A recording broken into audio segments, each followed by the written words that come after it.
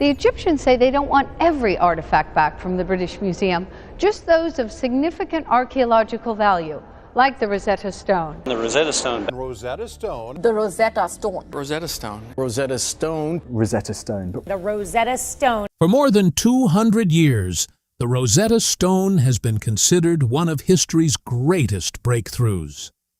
It unlocked the mystery of Egyptian hieroglyphs, rewrote our understanding of the ancient world, and became one of the most studied artifacts ever discovered. Most historians believed its message had already been solved.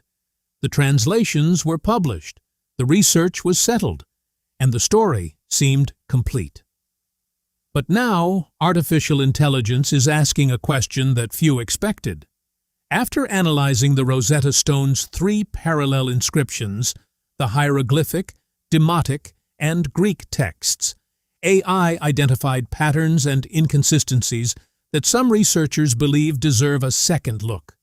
Subtle differences, unusual wording, sections where the texts may not align as perfectly as scholars once assumed.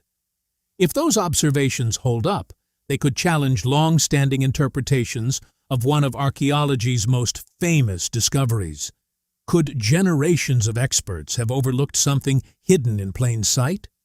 Or is AI simply finding patterns where none exist? In today's video, we'll examine what AI actually discovered, what the evidence says, and why a 2,200-year-old stone is once again at the center of one of history's most fascinating debates, the stone that rewrote history. More than 2,000 years ago, deep inside a workshop somewhere in ancient Egypt, a group of highly trained scribes picked up their tools and began carving a message into a slab of dark granodiorite rock. They were not carving for themselves. They were carving for kings, for priests, for future generations, for an audience they could not name and could not imagine. And what they left behind would sit buried, cracked, and silent beneath the Egyptian soil for nearly 15 centuries, until one summer afternoon in July of 1799, a French soldier's spade struck something hard in the mud near the Egyptian port town of Rosetta. Napoleon Bonaparte's army had swept into Egypt the previous year, fired by imperial ambition and fueled by a near-obsessive fascination with the ancient world. Embedded alongside the soldiers was a team of scholars, scientists, artists, and engineers, men tasked with cataloging every aspect of Egypt's extraordinary past. They sketched temples, measured pyramids, hauled artifacts back to waiting ships. And when that spade hit stone near the town known today as Rashid, no one on the site understood what had just been uncovered. But here's what nobody expected. The soldier didn't find gold. He didn't find a hidden tomb or a lost city beneath the sand. He found a broken, irregular slab of rock covered in 3 different kinds of writing. It was stained, battered, and incomplete, missing its upper corners, fractured along one edge, unremarkable almost. And yet, hidden inside those 3 parallel layers of ancient language carved into the same surface was the key to unlocking a mystery that had defeated every scholar in the world for 1,500 years. The artifact became known as the Rosetta Stone, and from the moment it was discovered, it changed everything. First, it changed how we understood ancient Egypt. Now, 2 centuries later, artificial intelligence is forcing us to wonder whether it is about to change everything again. What the French military did next set the terms for everything that followed. The British eventually seized the stone from Napoleon's forces under the terms of the 1801 Treaty of Alexandria, and it was shipped to London, where it has remained ever since, displayed continuously at the British Museum since 1802, making it one of the longest-running public exhibitions of any object in the world. Millions of people have stood in front of it. Hundreds of scholars have studied it. And for most of those 2 centuries, everyone agreed on what the stone was: a key that had already given up everything it had to give. That consensus is now under pressure, and the machine doing the pressing doesn't sleep, doesn't assume, and doesn't come preloaded with 2 centuries of interpretive habit. A language the world had forgotten. To understand why the Rosetta Stone was so important, you first have to understand just how completely the world had forgotten how to read ancient Egyptian hieroglyphics. This wasn't just missing knowledge. It was a complete, total blackout. For centuries, explorers and scholars traveled to Egypt and stood before towering temples, carved obelisks, and richly painted tomb walls, all covered with these remarkable symbols: birds, eyes, waves, serpents, seated figures, geometric shapes, hands, and reeds. Yet they couldn't understand any of it. The symbols were beautiful. They were everywhere. They were obviously meaningful, yet they remained completely, impossibly silent. Here's the catch. The last known person able to read Egyptian hieroglyphics in the ancient world died sometime around 394 AD. After that, the knowledge simply disappeared. The Roman Empire took control. Christianity spread throughout the Mediterranean. The old Egyptian temples were closed, reused, or abandoned to crumble beneath the desert sun. The scribes, who had devoted entire lifetimes to mastering the sacred script, had no students, no apprentices, and no one prepared to pass the knowledge along. Within only a generation or two, 5,000 years of recorded history, 5,000 years of stories, religion, science, royal records, and poetry became completely unreadable. And what makes this even more remarkable is that brilliant minds never gave up trying. For more than 1,000 years, scholars from around the world attempted to decode hieroglyphics. Medieval Islamic scholars carefully examined the symbols with genuine determination, but found nothing that worked. Renaissance Europeans collected Egyptian obelisks and transported them to Rome and Paris, admiring them for years without understanding a single carved symbol. By the 1700s, some of Europe's most respected scholars had published long, detailed explanations of what they believed hieroglyphics represented. They were confident, they were thorough, and they were almost completely wrong. The most common mistake was believing hieroglyphics were entirely symbolic, that every image represented an idea instead of a sound. Scholars filled entire books explaining that a hawk symbolized the soul. A circle represented eternity. A serpent stood for danger. It sounded poetic. It felt deep and mysterious in exactly the right way. But it led absolutely nowhere. The truth was much more complicated. Hieroglyphics weren't simply an artistic code. They were an advanced writing system that combined phonetic signs, symbols representing sounds, with ideographic elements and semantic classifiers. A bird could represent a particular spoken sound in one situation and act as a category marker in another. The system contained several interconnected layers, and without a key linking those layers to a known language, there was simply no way to unlock it. For 15 centuries, that barrier remained unbroken. Then, in the muddy ground near a small Egyptian port town, the blade of a French soldier's spade finally cracked it open. Just slightly, just enough. But what the algorithm would eventually discover inside that tiny crack 2 centuries later was something nobody in 1799 could have imagined, and nobody in 1822 ever thought to search for. 3 scripts, 1 message. When French scholars first examined the stone, what caught their attention wasn't only the artifact's age, it was the way the inscription was arranged. The stone didn't carry just 1 script. It carried 3. At the top were hieroglyphics, the formal sacred script used for religious ceremonies and royal monuments. In the middle was demotic, a quicker, more flowing form of Egyptian writing used in everyday life for contracts, legal records, and personal letters. At the bottom was Ancient Greek, the official language of Egypt during the Ptolemaic period, when Egypt's pharaohs were Greek-speaking descendants of one of Alexander the Great's generals. And here's the incredible part. All three sections appeared to contain the exact same message. Scholars recognized the Greek immediately. It was a decree, an official royal proclamation issued in 196 BC by a council of Egyptian priests honoring the young pharaoh Ptolemy V Epiphanes on the first anniversary of his coronation.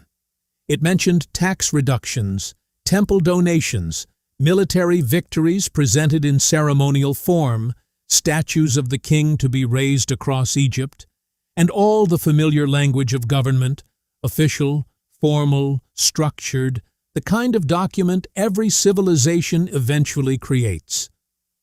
But because the Greek version could be read, something became possible that had never been possible before: a direct comparison between a known text and two unknown scripts, side by side, symbol by symbol, word by word. For the first time in 1,500 years, someone finally had a map. The race to unlock it quickly intensified.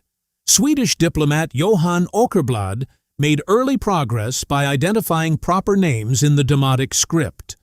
But the first truly major breakthrough belonged to British physicist Thomas Young. And it happened in a way that changed everything. Young was sitting at his desk in London in 1814, surrounded by handwritten copies of the stone's inscriptions, when he noticed something unusual. One particular group of hieroglyphic symbols appeared again and again, always enclosed within an oval shape, known to Egyptologists as a cartouche. That cartouche appeared wherever the Greek text mentioned the name Ptolemy. Young paused, then leaned closer. If the oval always matched a royal name in the Greek text, then the symbols inside it couldn't be representing ideas. They had to be representing sounds, specific phonetic sounds that spelled out a name. He leaned back in his chair and wrote it down. That was the breakthrough. Not a complete system, not a full translation. Just one locked door opening for the first time in 15 centuries. But the complete working framework came from a French linguist named Jean-François Champollion. Champollion had been consumed by ancient Egypt since childhood. He had committed himself to every ancient language he could find. And, crucially, he had mastered Coptic, the final surviving form of the Egyptian language, preserved in the liturgical tradition of Egyptian Christianity. This was his decisive edge. Coptic preserved the actual sounds of ancient Egyptian in a Greek alphabet. Champollion could use it as an acoustic bridge, a living echo of a dead language, connecting the visual symbols of hieroglyphics to spoken sounds that had been silent for 15 centuries. He worked for years, not months, years. The room in Paris, where it finally broke open in September of 1822, smelled of candle wax and old paper. His notes spread across every surface. He had barely slept for weeks. When the last piece locked into place, Champollion walked out of his study and found his brother, Jacques-Joseph, in the corridor, grabbed him by both arms, and said 4 words, "Je tiens l'affaire." "I've got it." Then he collapsed. He was unconscious for 5 full days. When he opened his eyes and his brother leaned over him, the first thing Champollion asked was whether his notes were safe. They were, and the world changed. If you want to keep following stories like this, where ancient history and modern technology collide in ways nobody anticipated, subscribe right now and hit the bell. Because what Champollion unlocked in 1822 is only the beginning of what this stone has to tell us. And the next part of this story is where it gets genuinely strange. What the stone said and why it wasn't enough. Once the decipherment was complete and scholars translated the full text, the results were thoroughly anticlimactic. No hidden wisdom, no lost doctrine, no secret ritual. The Rosetta Stone, the artifact that had unlocked the entire written world of ancient Egypt, was itself just a bureaucratic memo, a priestly council formally honoring a teenage king on the anniversary of his coronation. Tax policy, temple donations, military campaigns, and ceremonial summary. Case closed. For 200 years, that verdict held. Textbooks repeated it. Museums displayed it. The Rosetta Stone was historically invaluable as a linguistic key and personally unremarkable as a document. Everyone agreed. Everyone moved on. But here's what nobody expected to happen in the 21st century. A computational linguistics model would point itself at that same text, the same decree everyone had read, translated, cited, and shelved, and surface something that 200 years of human scholarship had completely missed. The algorithm didn't agree that the stone was unremarkable, not even close. The AI steps into the room. This is where the story stops being history and begins becoming something else completely. A research team led by Dr. Marco Peral at University College London started a systematic computational analysis of the Rosetta Stone's trilingual inscription.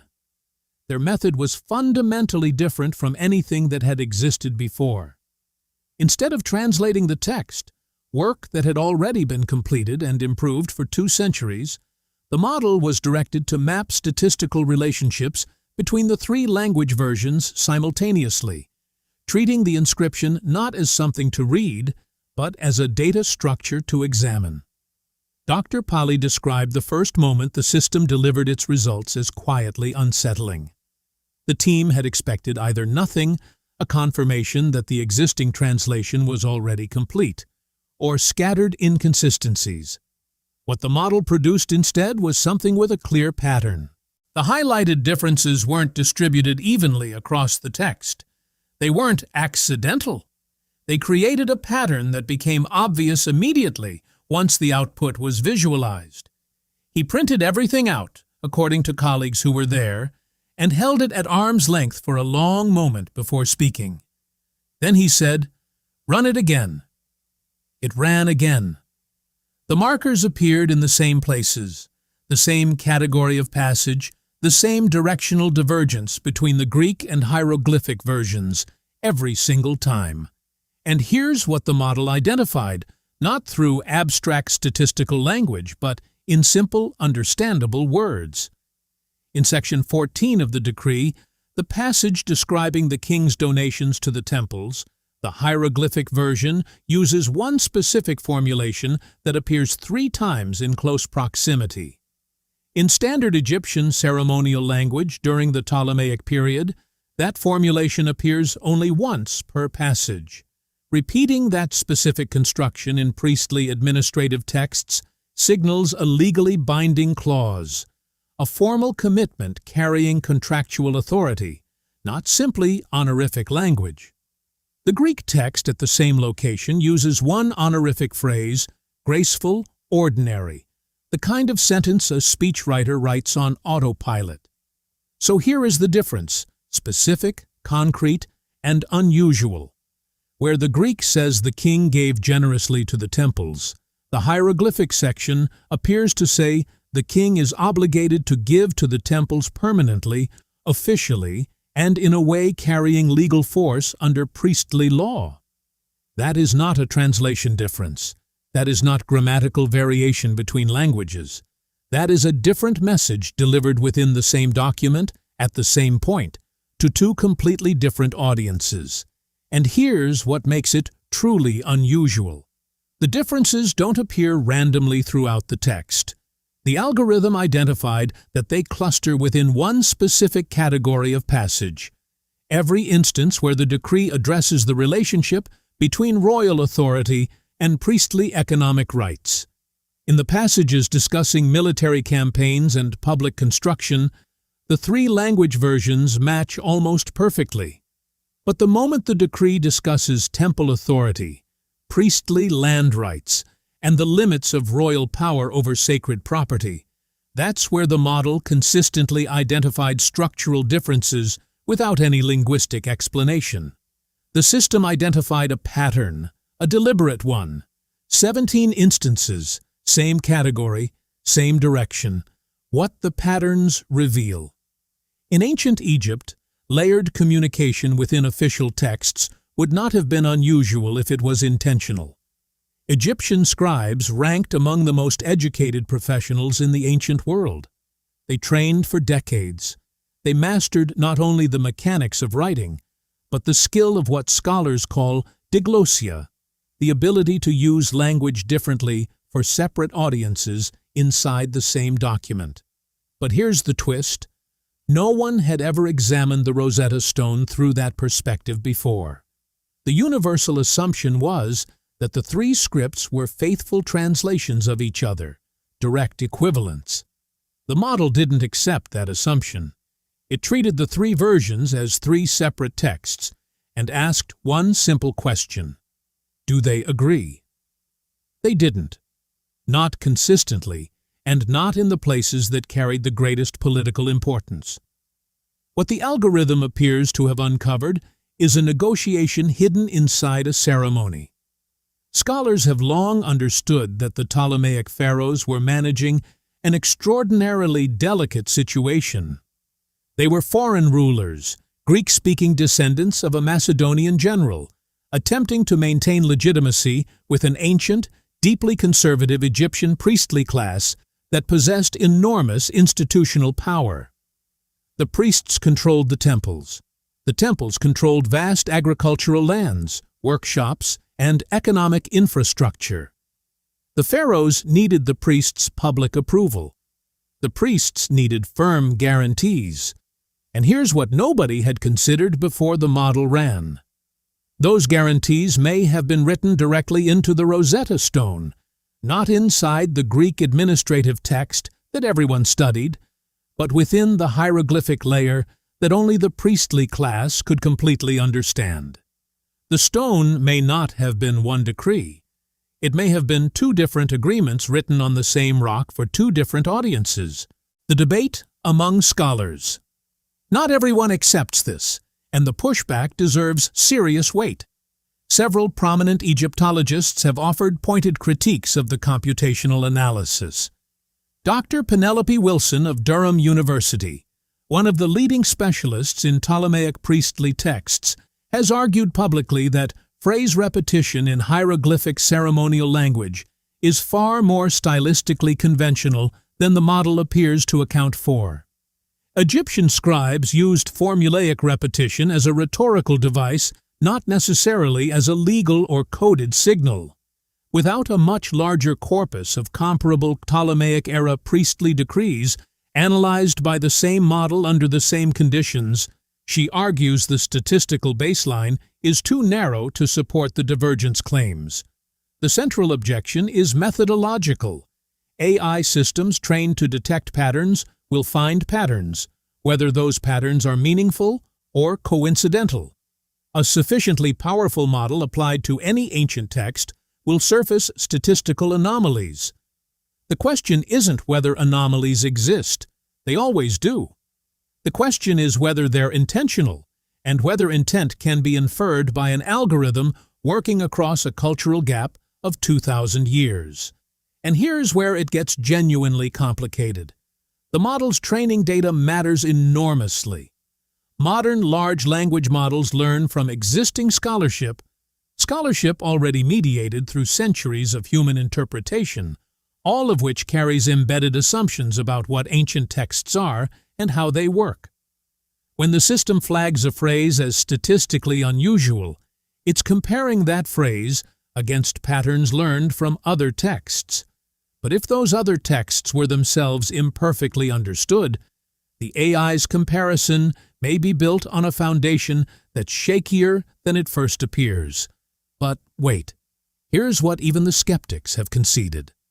The model identified specific textual features, particular phrase clusters, and particular cross-language divergences in passages about temple authority and priestly economic rights that the existing scholarly literature has not adequately explained using conventional linguistic analysis. The debate isn't whether those features are present. They are. The debate is what caused them. And that debate, which has been dormant for 200 years, is now fully alive. In the long history of archaeology, the most important discoveries have almost always started as something that had no business being there.